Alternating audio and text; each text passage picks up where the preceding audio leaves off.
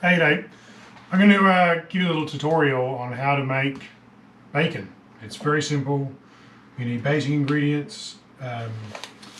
Why you would want to make bacon yourself. The reason I make it is because the bacon that's available from my local butcher is cured with salt and nitrates.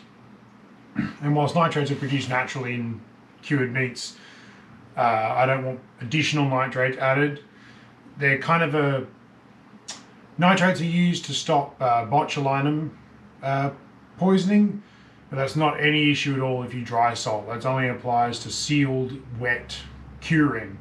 So the other reason I make my own bacon is because the bacon that you buy is generally wet cured, which is why they use nitrates, where they put it in a bag, fill it full of salt and nitrates and sometimes artificial smoke flavour, and they cure it, which is why when you cook your bacon, there's water everywhere in the pan. Half the pan is water, and your bacon goes from this to this. So making your own bacon is really easy. It takes very little effort. And the things you'll need are some pork belly, rind on, which means skin on. This is a whole pork belly.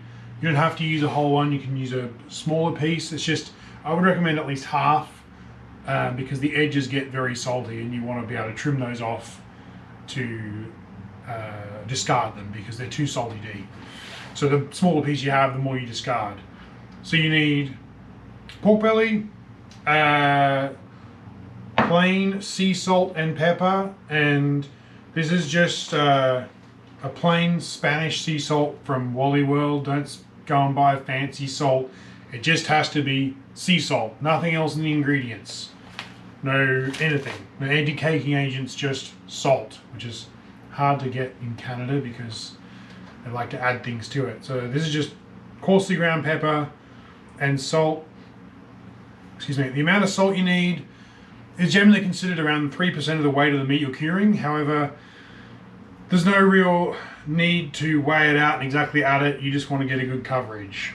You'll need a knife to trim up your pork belly, some paper towel to dry it, a cookie sheet to sit it in, to go in your fridge. Make sure it's small enough to fit in your fridge and big enough to hold a piece of pork belly you got. And of course you'll need a smoker, and we'll smoke that later on. So your first step, right, is to trim up your pork belly. This one's actually very well trimmed.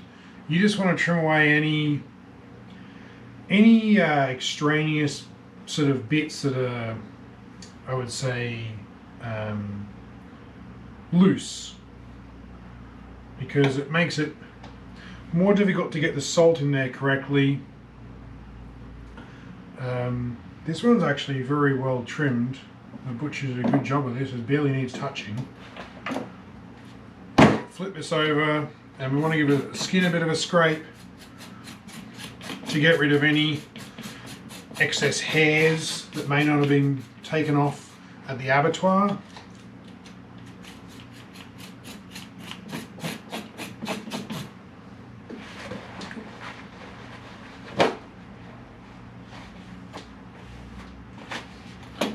So now that we've done that, we want to get some paper towel. We want to just dry this off nicely.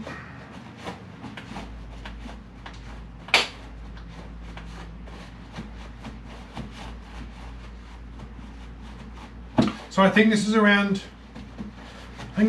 10 pounds of pork belly from memory. So we dry that off, and now we're going to start rubbing it down in salt. It's not complicated. You put a bunch of salt on and pepper mix and just rub it down. Use your hand, make sure your hands are clean. You use your bare hand, and you want to get it into all the interstices. Get the edges, don't ignore the edges. It's going to be messy, but most people own a vacuum cleaner. The idea of the salt will work its way into the meat over the course of like 4 days or so. I've done it, left it in the fridge for a week. However, that was too salty. So It really depends on the type of salt you use as to the level of saltiness. Some salt is more salty than others because of the proportion of sodium chloride and other metal salts.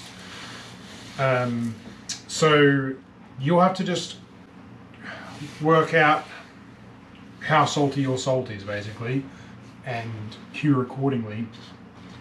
But I would kind of start off with around 4 to 5 days is generally sufficient. Any more than that and it's sort of excessive.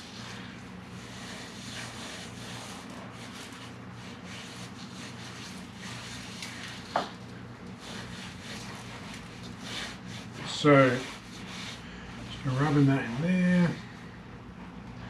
We're going to flip you over. We're going to get a bit on the skin side.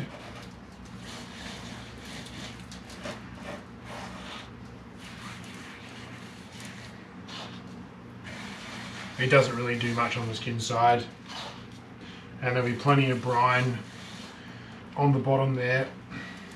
So as I said, because we're dry brining this and not wet brining this, there's no risk of botulism. Botulinum only, the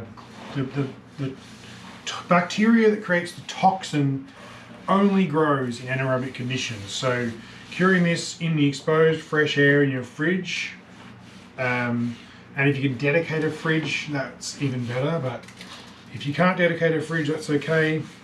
Just remember that as long as it's exposed to air, you can't get botulism. The worst that you could get would be salmonella, but the risk is very low because you're using salt to cure. And you're obviously cooking it before you eat it. I wouldn't recommend eating bacon raw. It's not cured enough like a hamon or a prosciutto or guanciale. Okay, we've almost done enough. We've made a giant mess. That's good, that's what you want. Salt everywhere. All on the floor. So what we're going to do, what I've done here is I've lined my cookie sheet with paper towel, and that just helps absorb the moisture because there will be a lot of moisture that comes off this, and you want to mop that up every day. So we're going to be putting this in the tray, and then you're going to want to every day just give a little massage to make sure the salt's worked in there. Any areas that don't have enough salt, make sure they're recovered, including the edges. Give it a massage and mop up any excess water. And make sure you add a bit of salt to the thick areas, right? You want to make sure the thinner areas have less salt, the thicker areas have more salt. Give it a massage every day, and then in 4 days' time we'll come back and we'll prepare it for smoking, and we'll smoke it, and you'll see what delicious bacon you get. So I'll see you in 4 days' time.